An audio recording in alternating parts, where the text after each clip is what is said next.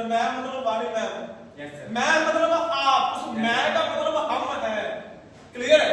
तो हम लोग जो यहाँ पे ट्रेनिंग प्रोवाइड करवा रहे हैं उसमें आपको स्किल तो सिखाई ही जाती है भाई, बात कैसे करनी है, बैठना कैसे है, चलना फिरना कैसे है, ये सारी चीजें। क्लियर है? आपकी goal setting, goal setting clear है? और बार बार एक बात मैं और बोला करता हूँ, काश गोल सेटिंग का जो पार्ट है हमारी एजुकेशन में ऐड हो जाए तो मेरे जैसे बंदे को चिल्लाने की जरूरत ना पड़े, वो कुछ और बताए फिर, है ना? ये हमारी एजुकेशन का पार्ट है। क्लियर है?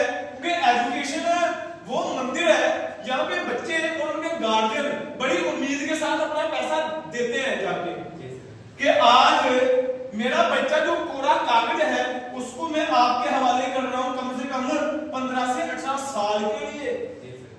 क्लियर है? क्लियर सर आज की डेट में ना बंदे के पास साइकिल होता है ना, वो शायद किसी को आधे घंटे के लिए किसी को साइकिल नहीं देता अपना, किसी के पास गाड़ी होती है वो आधे घंटे के लिए किसी को गाड़ी नहीं देता है, नहीं देना चाहते।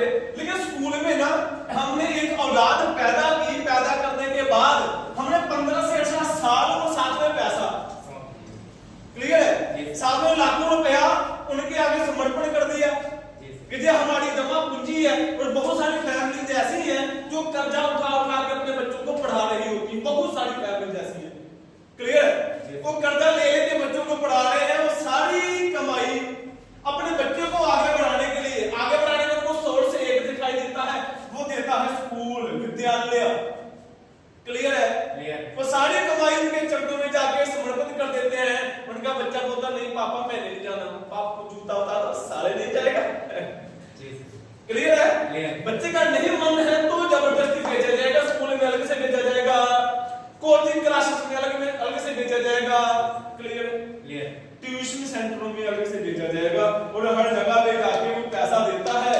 और जब 15 से 18 साल होते हैं फिर बच्चे से पूछते बच्चा बड़ा होके क्या बनेगा, बच्चा क्या बनेगा, उसको ना तो नर्सरी क्लास में बताया, गोल ही सेट नहीं है कि जाना कहां, करवाया नहीं किसी ने, सिर्फ अपना उसको ना तो नर्सरी क्लास में किसी ने पूछा कि बच्चा क्या बनना चाहता है, बच्चे का इंटरेस्ट किसमें है, थोपा गया बस कि तुम पढ़ते जाओ।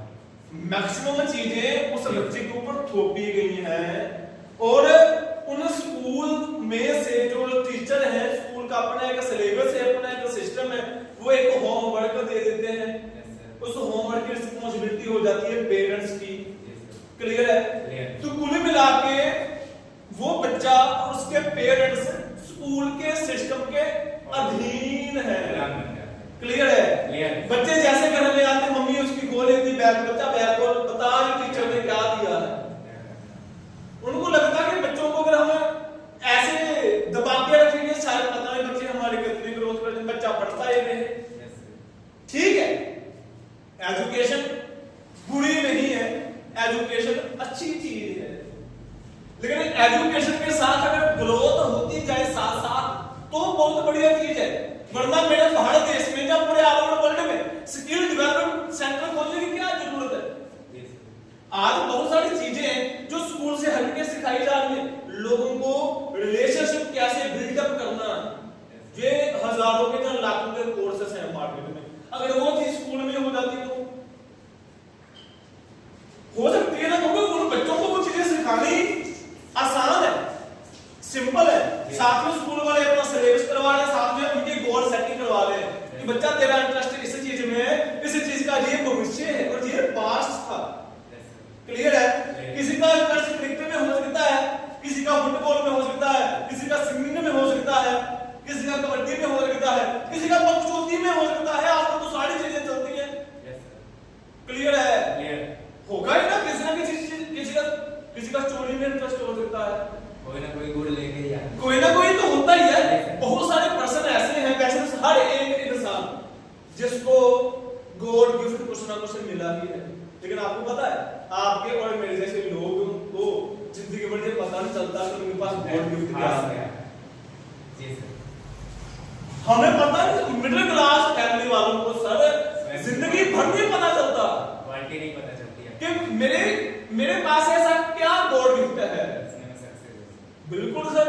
और जब तक बंदे को यही अपनी खासियत के बारे में ही पता नहीं चला, तुम्हारे को पता चलेगा सर। जी सर।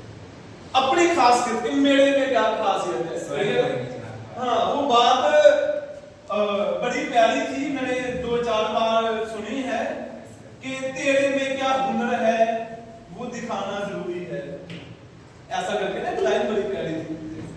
शायद किसके द्वारा बोलेंगे वो मुझे तो नहीं पता, लेकिन मैंने हमारे जो भाई साहब हैं पंजाबी सिंगर बड़े मशहूर थे जो सिद्धू मूसेवाला था, उनके द्वारा हमने सुनी है।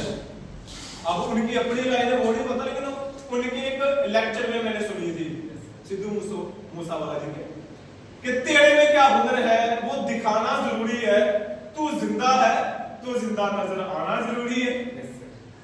समझ आई बात है कि कुछ तो हो तेरे में, कुछ तो होगा, तू दिखा ना, क्लियर है। लेकिन दिखा भी हम तभी पाएंगे जब हम शुक्राने में जिएंगे, शिकायतों में जी के बंदा नहीं।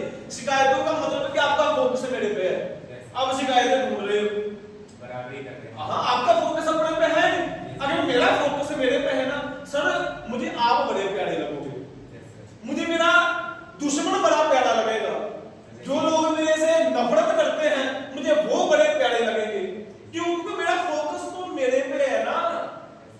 और जिस दिन मेरा फोकस मेरे से हटा, आप मुझे बड़े बुरे लगोगे, मेरे दोस्त भी मुझे बुरे लगेंगे, दुश्मन तो लगेंगे ही लगेंगे, हमारे मम्मी पापा हमें बुरे लगेंगे। जिस दिन खुद से फोकस हमारा घटा उस दिन से, क्लियर है। खुद में फोकस होगा तभी हम बड़ी सारी चीजों को ब्रदर डीपली ऑब्जर्व कर पाएंगे, खुद में काम कर पाएंगे और खुद की ग्रोथ कर पाएंगे। इतना भी मुश्किल नहीं है खुद की ग्रोथ करना। कल मैंने एक लाइन पढ़ी थी, लाइन बड़ी प्यारी थी कि पैसा कमाना बड़ा आसान है। बोलना एक बार, पैसा कमाना बड़ा आसान है। पैसा कमाना बड़ा आसान है, लेकिन बचाना नहीं। थोड़ा सा पैसा कमाना बड़ा आसान है, पैसा कमाना बड़ा आसान है, लेकिन इस बात पे विश्वास करना बड़ा मुश्किल है। पैसा कमाना बड़ा आसान है, लेकिन इस बात पर विश्वास करना बड़ा मुश्किल है। समझ रहे बात कि पैसा कमाना बड़ा आसान है, लेकिन इस बात पे विश्वास करना बड़ा मुश्किल है। और बहुत सारी जो गेम है ब्रदर, वो हमारे बिलीव के ऊपर टिकी हुई होती है। समझे बात? बिलीव, विश्वास क्या करता है? विश्वास सर वो चमत्कार पैदा करता है, वो मिरेकल पैदा करता है, जो एक इंसान की जिंदगी को फर्श से अर्श तक ले जाते हैं। विश्वास, बिलीव,